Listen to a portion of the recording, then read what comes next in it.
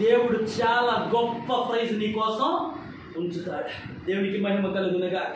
అక్కడ కూడా తండ్రి సింహం నోట్లో నుంచి గొర్రె పిల్ల రక్షిస్తే దావీదుని గమనించలేదు. ఇంకోసారి ఏం జరిగిందో తెలుసా? ఒక పెద్ద ఎలుగుబంటి తెలుసా? ఇంగ్లీష్లో ఏమంటారు దాన్ని? బీర్ అంటారు.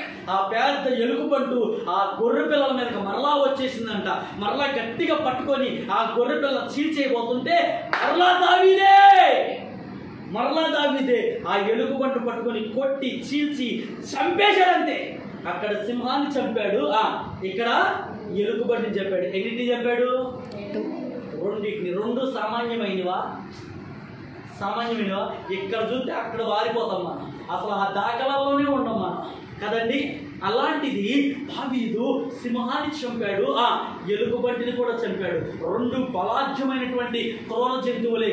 ఇంత క్రూర జంతువులలో నుండి చంపినా కూడా తండ్రి ఏమాత్రం గుర్తించలేదు. అందుకే దావీదు గురించి ఒక మాట ఏమైంది తెలుసా? దావీదు మూల పురుషుడిగా ఉన్నాడు అంటాడు. దేనికి మూల పురుషుడిగా ఉన్నాడు అని ఆలోచన చేస్తే అద్భుతమైనటువంటి ప్రసంగం అది. మూల పురుషుడు దేనికి అయ్యాడు? ఎక్కడ ఆదాము లాంటి ఆ హిస్టరీ అతనికి లేదు, మరి మోషే వంటి చరిత్ర అతనికి లేదు. కానీ చిన్నతనం నుంచి కూడా దేవుని మీద ఆనుకొని, దేవుని మీద ఆధారపడి, దేవుని మీద నమ్మకం ఉంచాడు. గనుకనే నేనైతే నీ కృపయందు నమ్మిక ఉంచి ఉన్నాను.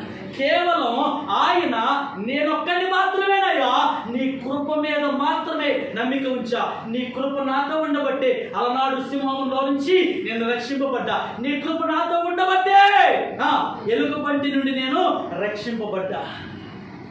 మరి ఇదే దావీదు మహారాజు కాబడ్డానికి కారణం ఏంటి?